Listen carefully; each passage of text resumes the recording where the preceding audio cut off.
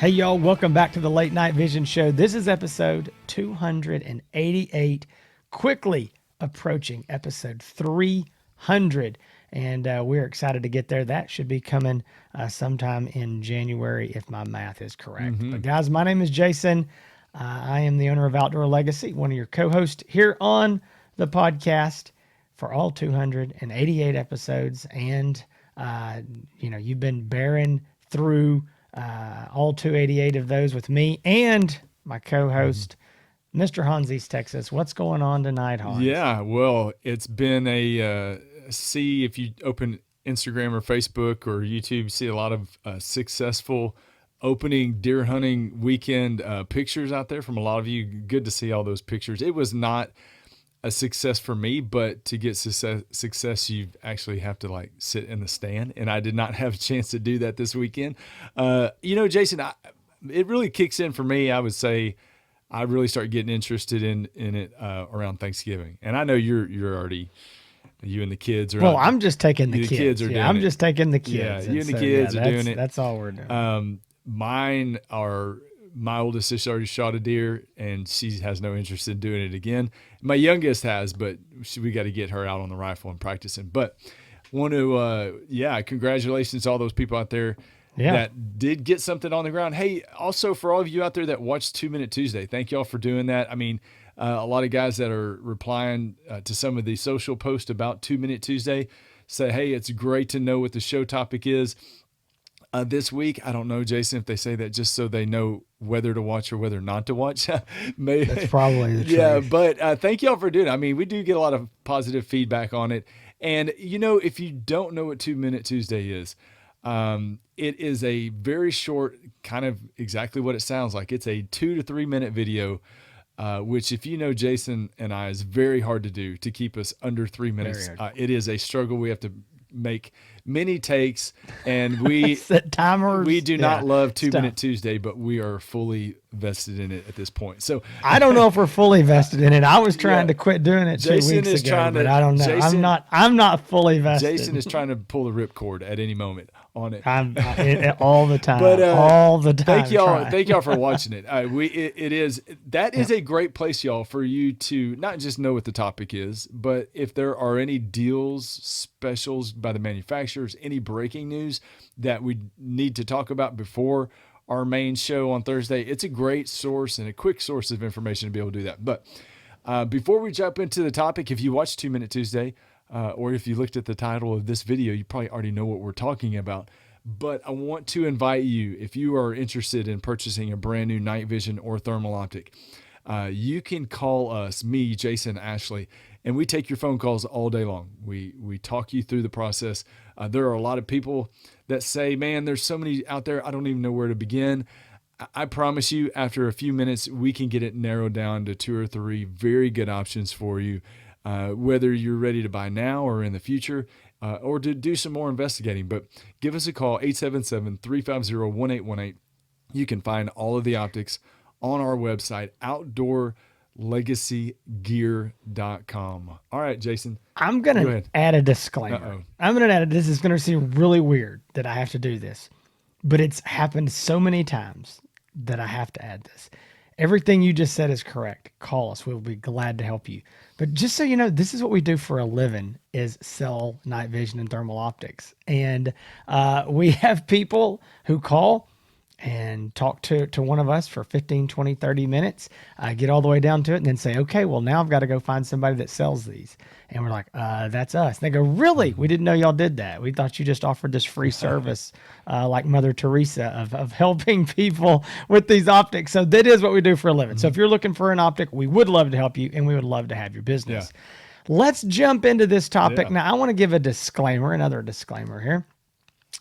This topic this week is going to be dual purpose thermal optics. So that means taking a thermal rifle scope and using it as both a handheld and a thermal rifle scope. You're using it in 2 ways, taking it off the rifle, holding it up, looking through it, scanning around, putting it back on the rifle, and then shooting with it. So we've kind of talked about some of this before. We're going to get into this again, but I want to give a little bit of a disclaimer because last week We talked about people that had a $2,000-3,000 budget and they wanted to get two optics, a thermal handheld for scanning for quick, detection, and then get a night vision scope to use for their actual shooting on the rifle. So they've got two units in one. And we believe that that is the absolute best way to do it. Two units in one. Whether your budget only allows for a night vision scope and a thermal handheld, or a thermal rifle scope and a thermal handheld, whatever your budget is, we will always advocate for two optics. And I know you can say, well, yeah, you just told us you sell these, so you want to sell me two versus one.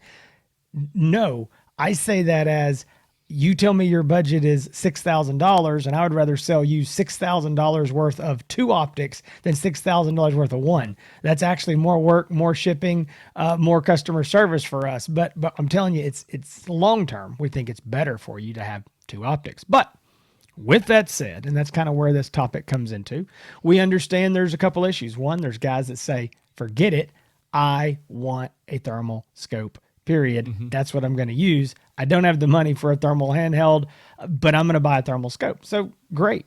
So we're going to give you some, kind of our thoughts on this process and maybe even some directions to look for what scopes to kind of, go towards if you're going to do that.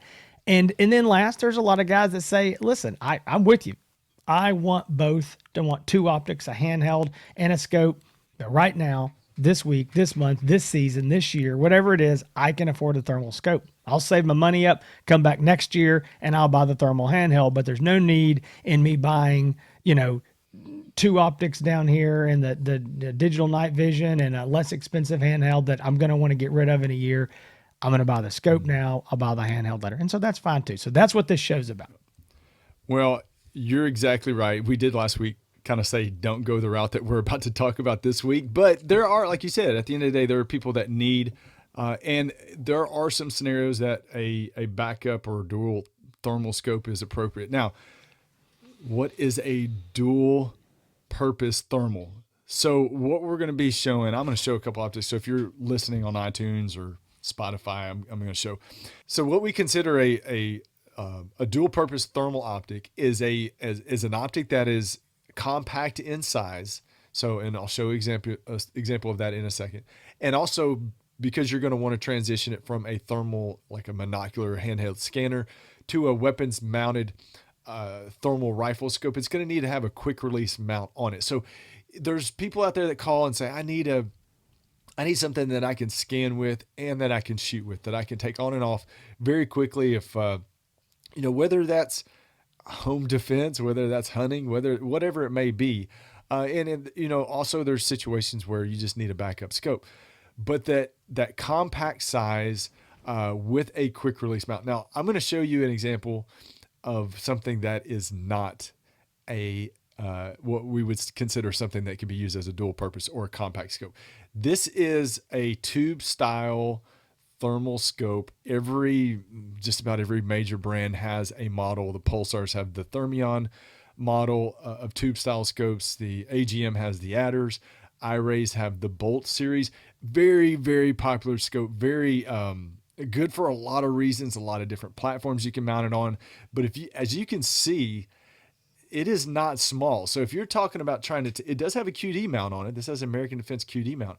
But if you talk about taking a tube style scope off of a rifle and scanning with it, you'd almost have to have two hands. And if you're just using one hand, it's hard to keep it steady enough to scan with. If you're using two hands, you're going to wear yourself out. It is not ideal. It doesn't mean you can't, but definitely wouldn't suggest doing that for a long period of time. We got here though. This is a Rico G. This is the Rico G series. This does come with an option to purchase a quick release mount from Infrared Outdoor. I just want to throw that out. iRay USA, yep. Yeah, the Rico G, and this is what we would consider a compact style scope. You can see, it not much bigger than my hand. You can almost wrap your whole hand around it. Something that you can easily hold up and scan with one hand. These optics usually mount better on a AR style platform, but definitely small enough that you could take it, use it as a hand scanner, and also quickly put it on a rifle with a QD mount. Some brands provide the QD mount. Some brands you have to purchase a QD mount separate. But that's what, if we're talking about the definition of a dual purpose thermal optic, it would be one that you could easily hold with in your hand, be able to take it from a scanner to a rifle mounted position in a short amount of time, and something that is what we would consider more compact. So that is the definition. Did I leave anything out before I get into the advantages of that, Jason? I don't think you did. And I know that there's nobody. Well, there's probably somebody. There's always one guy. We're not saying there's anything wrong with the tube style scope. That's what's on our personal rifle setups. We really, really like that design. So like that Pulsar Thermion he held up. I mean, that's Hans's personal unit. We really like this, but they don't work for this scenario, for this show topic today of dual purpose. And I think so compact that you can wrap your hand around and get a good grip on, not have to hold it with two hands like a telescope, not being that long, and not just being super, super overly heavy. There's some other scopes, and I don't want to start going on this rabbit trail of naming models and this model, but there's some scopes that I can think of that people would say, well, yeah, that's not a tube style scope, but it's big, it's heavy, it's bulky. And I would say, could you do it? I mean, it's on the outside fringes of being, in my opinion, reasonable. I would not do it. So anyway, you if you're looking for this and you're really going to do this, you need to be thinking the smaller and the more compact, the better. If you're going to be holding that thing up with one hand all night long looking through it, that's what you need to be thinking about, is because I promise you, it's going to be in your hand more than it's going to be on the rifle. That's why a dedicated handheld is so valuable. But anyway, so that's what you need to be thinking about when you're looking at these scopes, if this is how you're going to do it. Exactly. So there are people, if many of you out there remember the Pulsar Trails series, I know a lot of guys that used to scan with those and shoot with them.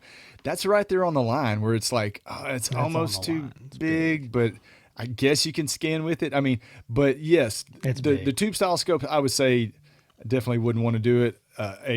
The old Pulsar Trails, or like the Infrared Outdoor, the Rico series, like the larger MK1s. Yeah, it's kind of the same thing. It's right there on the line. We'll talk about another one that's kind of on the line too. But let's talk about the advantages of dual purpose thermal optics. Again, something you can take off, use as a scanner, and weapons mount it. Consider these compact scope. The first thing is cost. The cost factor. We talked about it last week. Two optics are better than one, but at the end of the day, you need to do what you want to do. And, we can only offer so much guidance and just real in the field experience with these things. But if you want to get the best scope that you can for the money, and you know that you're going to need something that you can scan with in some scenarios, maybe, you know what, I don't hunt that much, but I want to have something in the truck for when I'm out, working cows, or I want to be able to see down in the field when calving season's going on.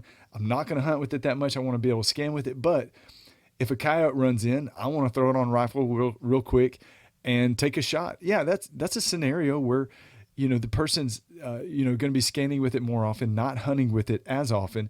And that would be appropriate, use for a dual purpose optic. What the advantage of having a 2-in-1 optic is the cost factor.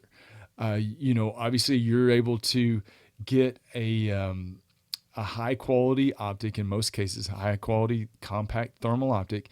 And you're getting that because you're using it as two different purposes. You're not having to buy two optics. So you may be able to get a little bit nicer scope than you would if you went with the 2 optic route that Jason and I suggest. So that's one thing. Cost, able to get a nicer scope, a little bit better resolution or higher resolution, or more features that you want to do.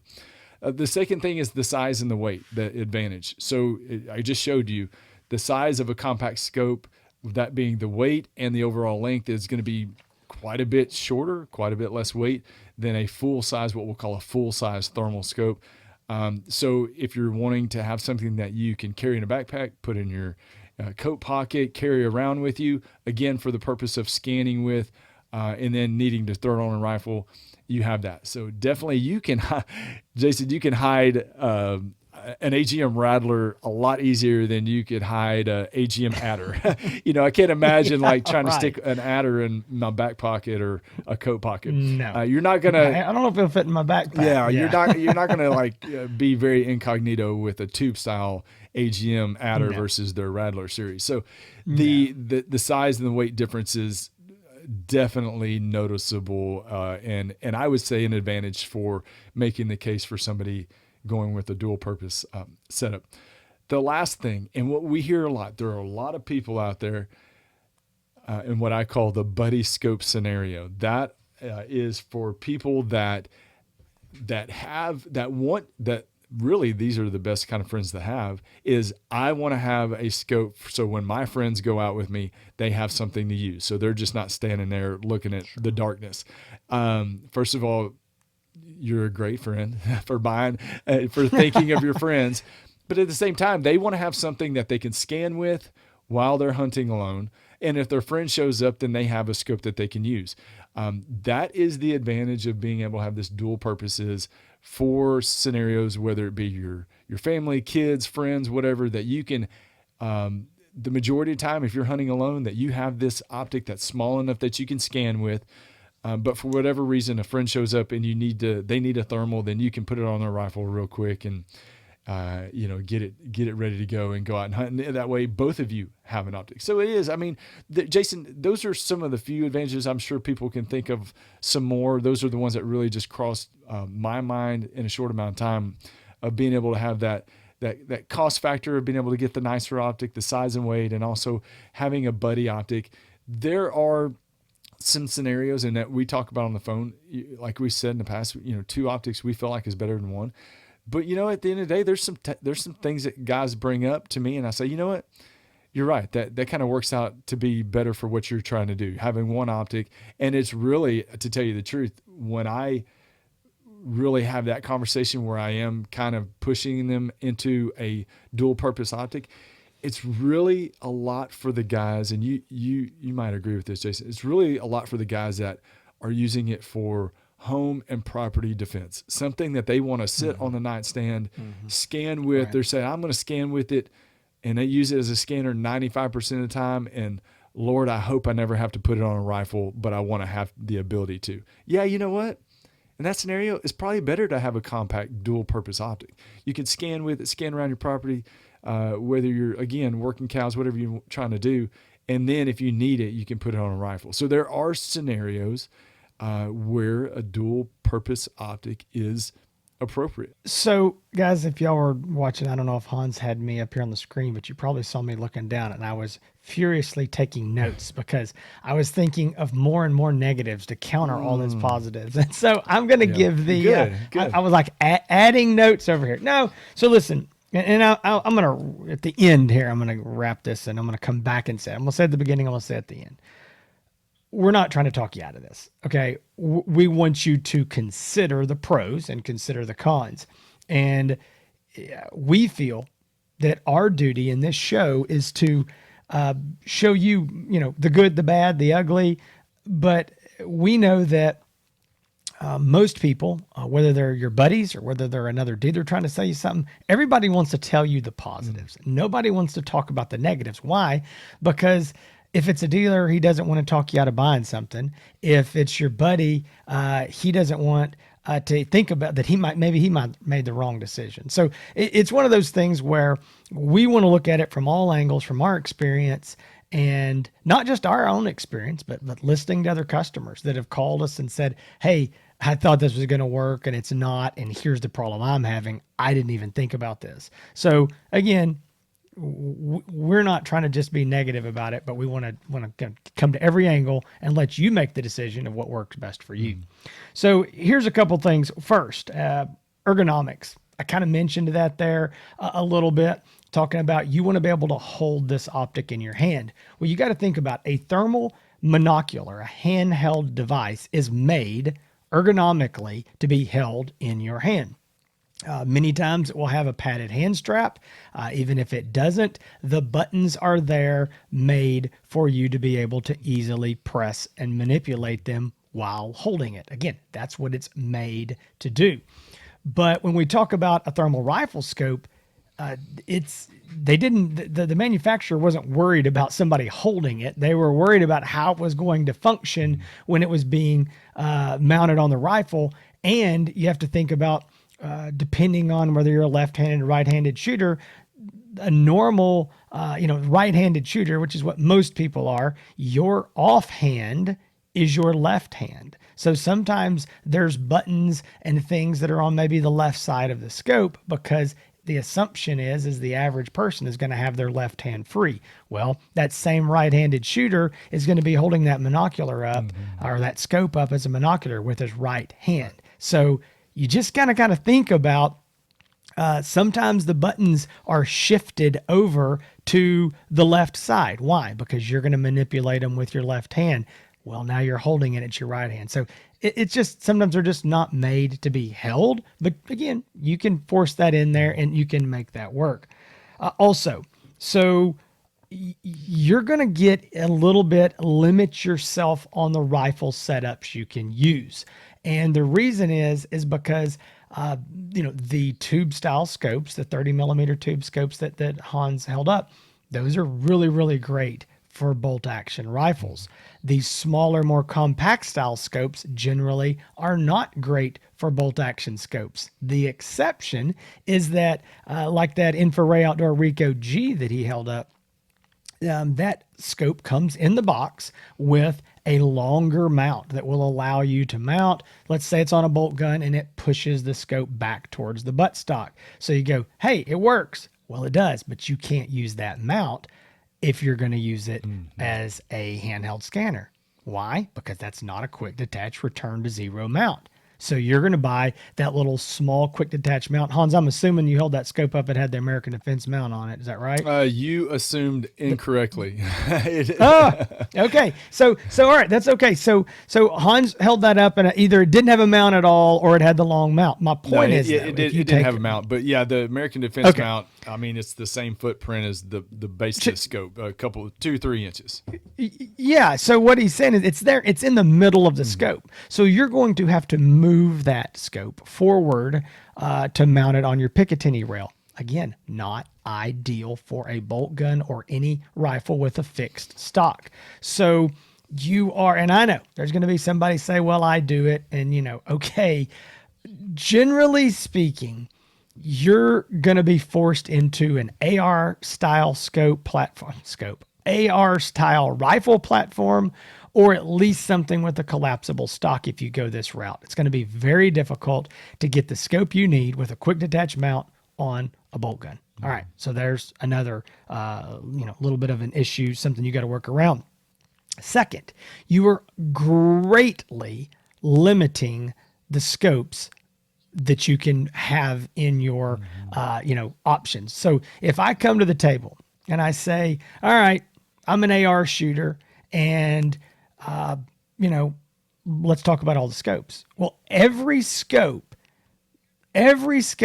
is on the table until we start numbering them down. You say, okay, well, I'm going to shoot, 200 yards okay, well, we need to take all these low magnification scopes off. Okay, well, I need a laser rangefinder. We're going to take all these without laser range. We're numbering this down until we can help you get into the exact right scope.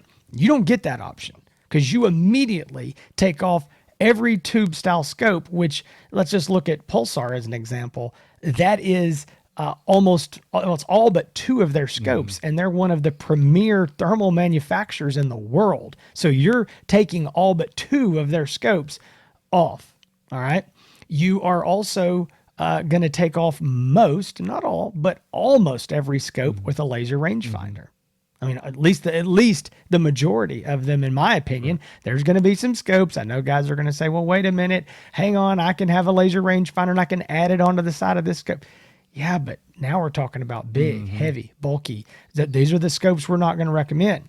So the point in all this is that, and that's okay if this is what you want to do. You just need to understand, you need to come to the table saying, I'm willing to make sacrifices because my ultimate goal is a 2-in-1 scope. Right. I want to use it as a handheld. I want to use it as a rifle scope. And I understand that there are there's a give and there's a take. And so you're going to be giving some there. So limited scopes. Also, let's talk about the actual transition of taking the scope off your rifle, putting it in your hand, using it, and putting it back on the rifle. Now, I know what you're going to say. You're going to say, well, that's easy. I mean, it's literally a single throw lever. It's a quick detach mount. I'm going to, press the little lever. I'm going to, pull it off. I'm going to hold it in my hand. I'm ready. I'm going to put it right back on. Flip the lever. How hard is that? Well, let me ask you. Let's say that I stick you out there in a rodeo arena and I let a mad screaming bull out running at you and tell you got to tie your shoe. Did all of a sudden you forget how to tie your shoe? Did it get a whole lot harder than it was when you were just standing there in the stands? Yeah. Why? Adrenaline. Yeah. That's exactly what happens to you when you're out there with this scope or in your hand. So you're scanning around, got the call running, calling in coyotes. Boom. Hey guys, there's one coming in hot at 300 yards. All right.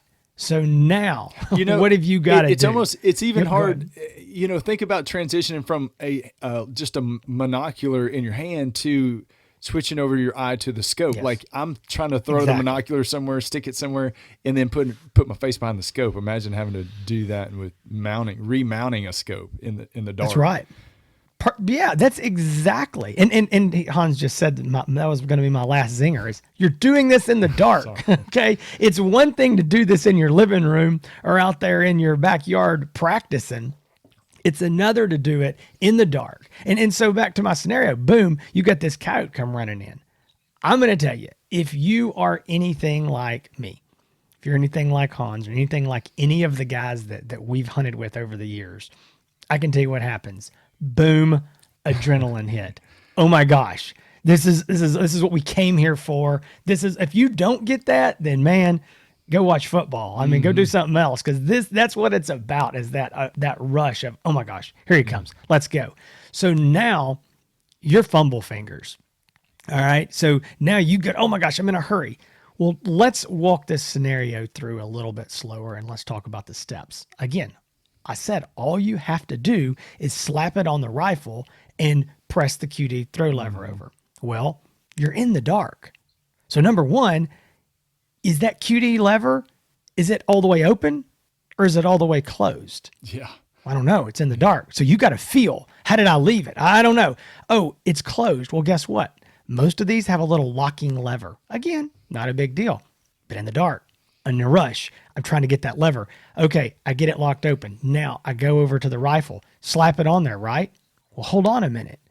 You have to put it back in the exact same Picatinny slot that you took it out of if you want it to remain zeroed. And as easy as these things are to put on in the daylight, in dark, you put this thing on, and if you've ever seen a little a Picatinny rail or a Picatinny mount, I'm holding my fingers up. It's a terrible, they're like this. Well, you try to get this thing on, and you're trying to, and it feels like the Indians are attacking. You're over here trying to load your musket. I mean, you and I've done this for a number of years, hunted at night. I can't imagine long time having to try to do that before when you got a coyote running in, or if you got a hog that jumps out of the woods at 30 yards at you. I can't imagine trying to, clumsily put this rifle scope back on the rifle in the correct Picatinny slot in the dark. I think we're probably making the case for not having a dual purpose, but that's okay. But that's just, it's so difficult. It is. And so I will say this. Now I'm going to turn this to give you a little quick positive. A trick that I have seen guys do, had some customers show me this over the years, is if you want to get that back in that exact same Picatinny slot easily or more easily, they sell rail covers. Okay. And I think maybe I'm going to say this maybe wrong. I think maybe UTG makes some. I'm sure that there's cheap little Chinese brands all over that make these things. But you can buy them in long links or buy them in little short links. And it's basically this rubber cover that goes over your Picatinny rail and it covers some slots. Well, What you can do is you can mount your scope, get it zeroed where you want it, and then take one of those little covers and put it where it wraps and goes around your rail right in where your mount hits it. Okay, so now when you go to mount that, at least you've got a spot. I can't go, I can't get up here. I'm bumping this. I have seen that. I do think it helps a little bit.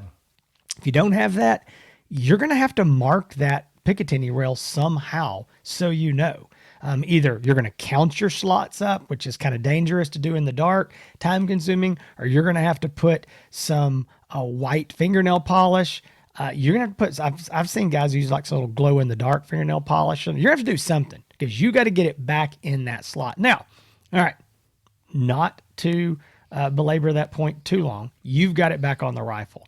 Awesome. Here we go.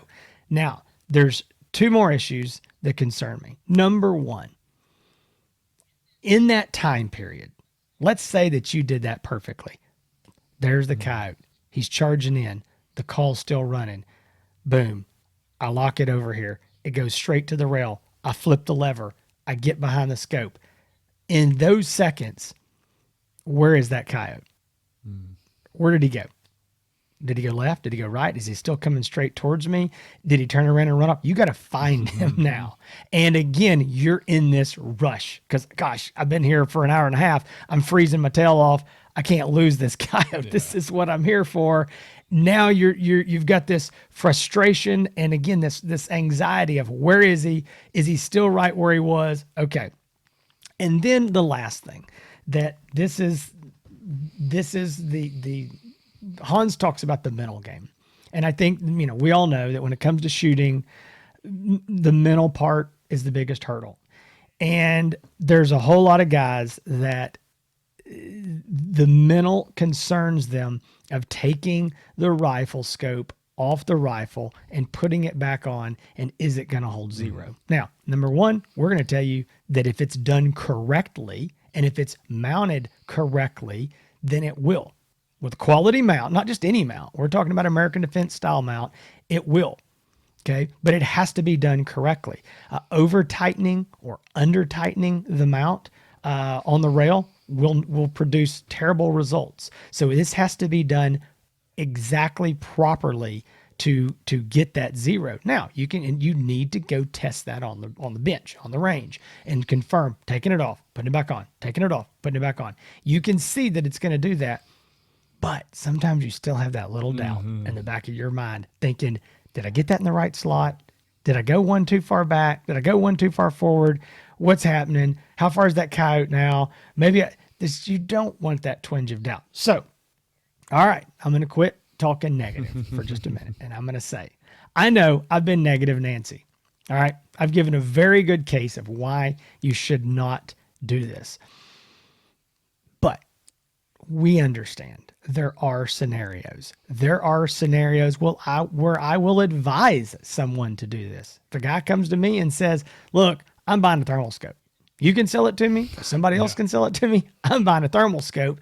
And the issue is I cannot afford or I'm not going to buy or don't feel like buying a thermal handheld scanner. So I got to have a dual purpose. Then I'm going to say, okay, let's talk about it. I mean, you've made that conscious decision.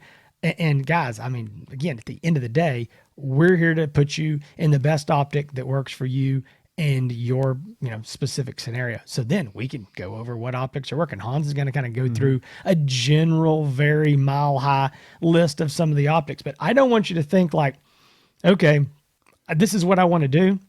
But I can't call Hans and Ashley and Jason because these guys think it's a dumb idea and they're going to tell me so. We're not at all. We talk to people all day long that are going to do this. We're just trying to give you what the pros are and what the cons are. And there are pros to this. I completely understand. Hans mentioned the buddy scope. He's, people say, well, I want to take my buddy. Even more realistic than that. And I think Hans and I know this as fathers, because a lot of times you may be taking your kid. And I completely understand that you say, well, I'm not going to buy a scope for me, a handheld. Then I want to take my kid and all they can do is look. I want them to be able to shoot, but I need to be on the rifle too. I'm not going to take my kid out and we're going to stalk up on hogs and he's got the only rifle scope and I'm holding a thermal handheld, no, we're both going to be on. I get that. So there are scenarios where you say, I've already got a thermal scope, but I need another scope that I can use as a handheld. And I mean, again, so we get it. There are legit reasons. I don't want my 15 minutes of negativity there to make you think, to be embarrassed to talk to us about it. No, not at all. I'm just saying these are the things that you need to think about. And I would say that over the years, one of the most common disappointments that we've heard is people calling back with this intention.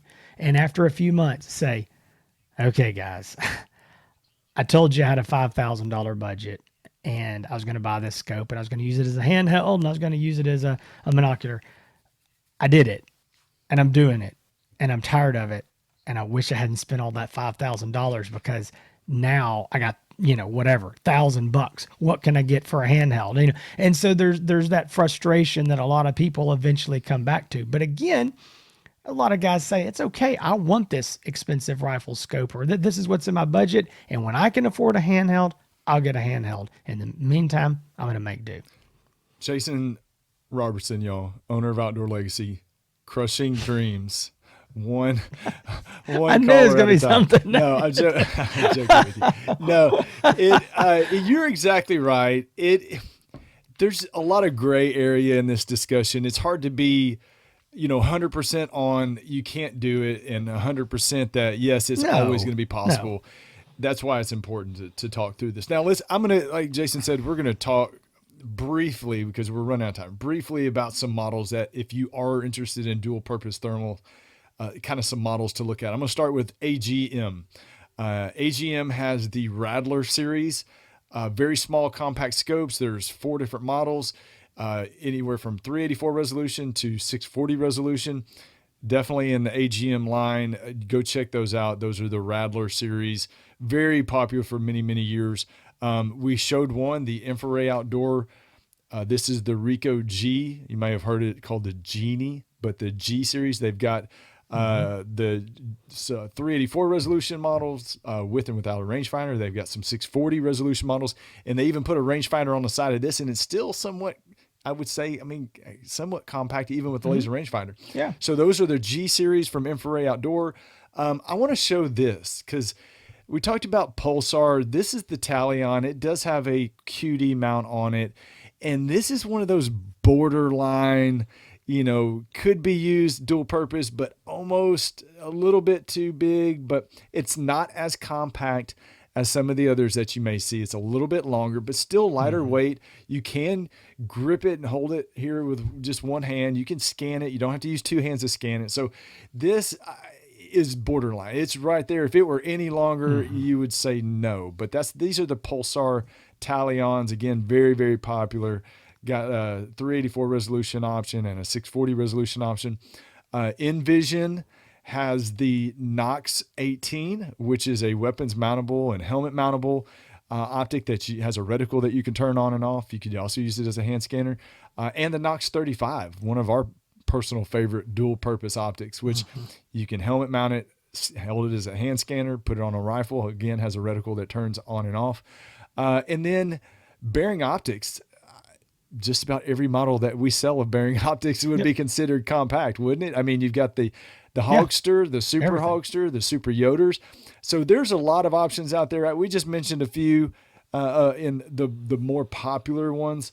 And we can definitely, when you call in, we can limit that down in your budget and your features that you want, obviously size. But there are, even though I'd say the market is trending more towards the full size tube style scopes seem to be the more popular. And I'm saying this, and I'm like, I hate tube style scopes. But man, that's, you look at it, Pulsar's Thermion, obviously very popular.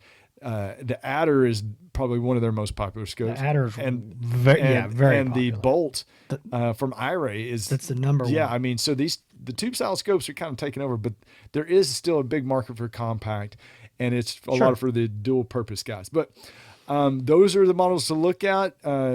Jason, you want to add anything before we start wrapping? No, I think that's it. So guys, listen, if you're interested in this again, We don't want you to think that, we're again trying to be negative Nancy.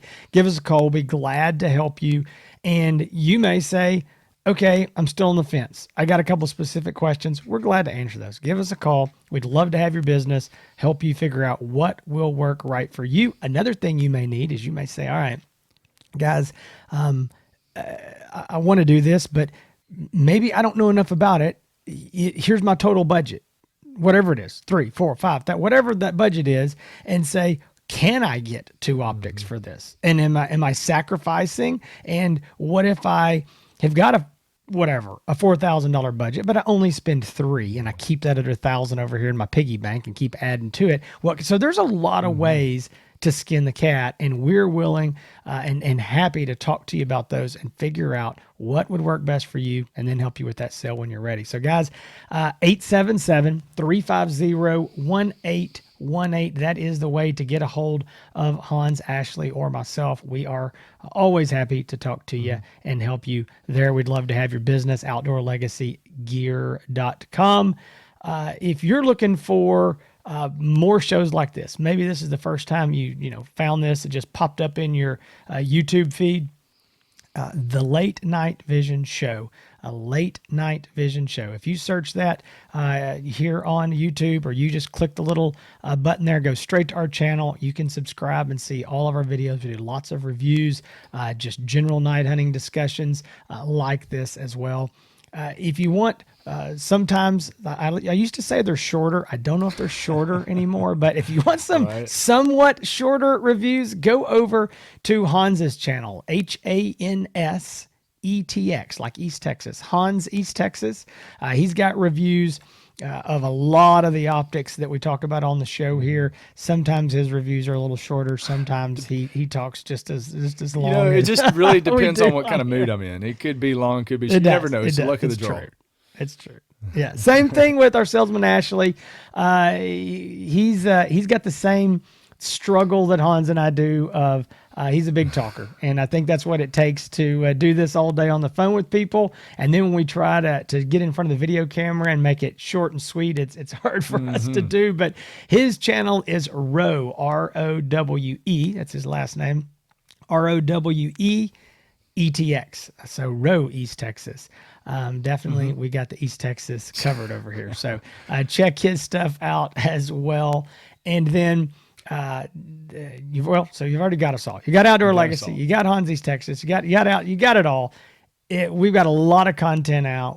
This is our busy time of year, so we are working furiously behind the phones, trying to get people's orders in.